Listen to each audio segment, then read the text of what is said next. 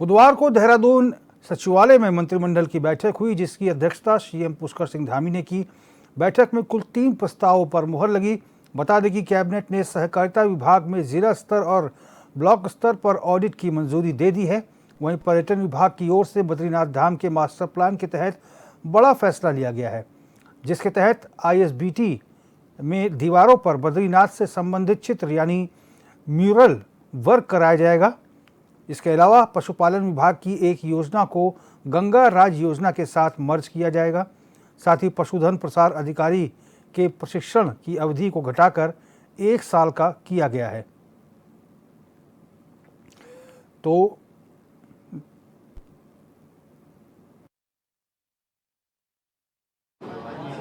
जैसा कि आज माननीय मंत्रिमंडल में जो बिंदु निर्णय हो रहे हैं, मैं आपको बताऊंगा। एक निबंधक सहकारी समितियां सहकारिता विभाग का है, इसमें उप निबंधक ऑडिट लेवल 11 का एक पद सृजित हुआ है, जो निसंवर्गीय पद है और 5 वर्ष के लिए इसका सृजन किया गया है।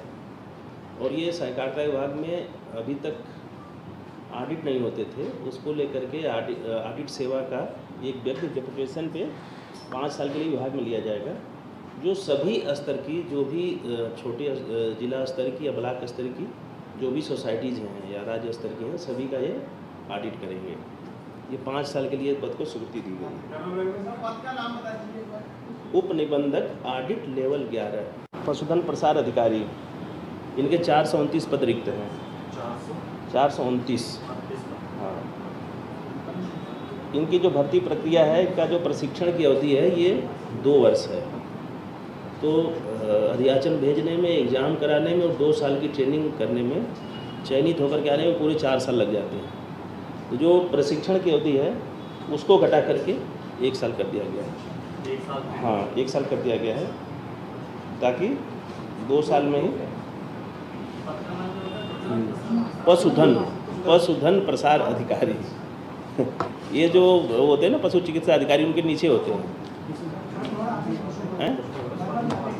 हाँ, तो बस इतना ही है। 4 हो गए सर। आप समझे नहीं? मतलब जैसे ये जो डेयरी और पशुपालन के 2 थे ना, वो ये 2 थे। पशुपालन विभाग की एक योजना है और एक डेयरी विभाग की योजना है। हाँ, पशुपालन विभाग में अनुसूचित जाति वर्ग के लोगों को गाय दी जाती है 90% की सब्सिडी पे। वैसे ही डेयरी विभाग के द्वारा गंगा गाय योजना है। कौन सी योजना? उस गंगा गाय योजना, डेयरी विभाग की गंगा गाय योजना है, और पशुपालन विभाग की अलग से सब्सिडी स्कीम है। इन दोनों योजनाओं को आपस में मर्ज करने पर सहमति दी गई है। ठीक है। इसमें पहले केवल अनुसूचित जाति जनजाति वर्ग के लोगों को ही सब्सिडी दी जाती थी, अब इसमें सामान्य वर्ग के लाभार्थियों को भी सब्सिडी प्रदान की जाएगी। तो देहरादून सचिवालय में मंत्रिमंडल की बैठक हुई, जो बहुत महत्वपूर्ण रही, जिसकी अध्यक्षता सीएम पुष्कर सिंह धामी ने की। बैठक में कुल 3 प्रस्तावों पर मुहर लगी है, जिसकी जानकारी DG सूचना बंशीधर तिवारी ने दी है। योगेश आर्य हमारे संवाददाता इसी खबर पर लाइव जुड़ गए हैं। योगेश, कुल 3 प्रस्ताव इस बैठक में रहे। बैठक तो महत्वपूर्ण रही, क्योंकि सारी कैबिनेट की बैठक महत्वपूर्ण रहती हैं, और एक के बाद एक मंत्रिमंडल की बैठक होना निश्चित तौर पर सरकार जो है प्रदेश की बेहतरी के लिए ये बैठकें बहुत महत्वपूर्ण होती हैं। ये जो 3 प्रस्ताव आए हैं योगेश, इनके बारे में तफसील से बताइए।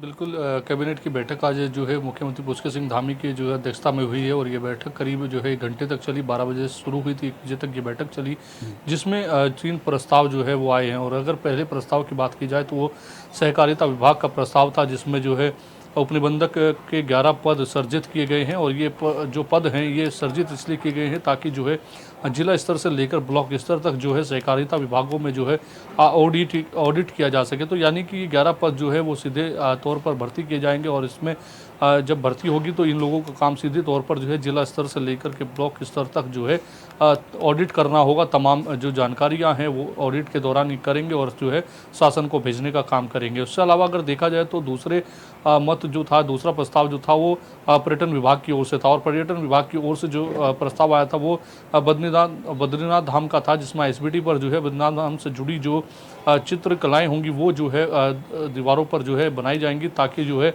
उस पर जो है आने वाले वहाँ जो तीर्थ यात्री होंगे वो उनसे जो है बद्रीनाथ की तौर पर जो वहाँ चीज़ें हैं उनको समझ पाएंगे कि आखिरकार यहाँ पर किस तरह की व्यवस्था है और किस तरह का इतिहास रहा है। तो उससे संबंधित जितनी भी जो चित्रकलाएं होंगी वो वहाँ पर जो है बनाई जाएंगी।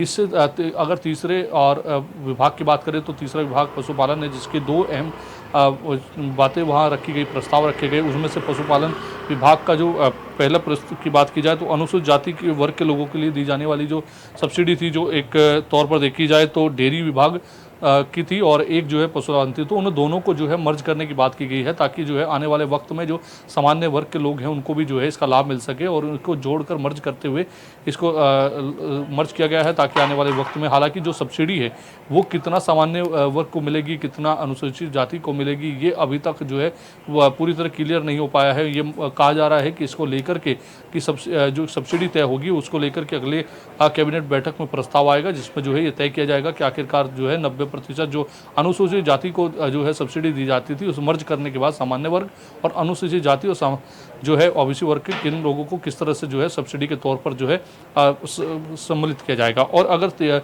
आखिरी जो मत था वो भी पशुपालन विभाग का था, उसकी बात करें तो उसमें 249 जो है पशुधन प्रसार अधिकारी के जो पद रिक्त थे उनको लेकर भर्ती प्रक्रिया की अगर हम बात करें तो 2 साल की प्रक्रिया रहती थी और 2 साल की प्रक्रिया में जो है वक्त लगता था और इसीलिए उसको जो घटाकर उसकी अवधि जो है वो 1 साल के लिए कर दी गई है, ताकि उस जो है वक्त जो है वो कम लगे और जो है जल्द से जल्द इन पदों को जो है भर्ती किया जा सके। जी योगेश, पशुधन प्रसार अधिकारी के प्रशिक्षण की अवधि घटाकर 1 साल की गई है।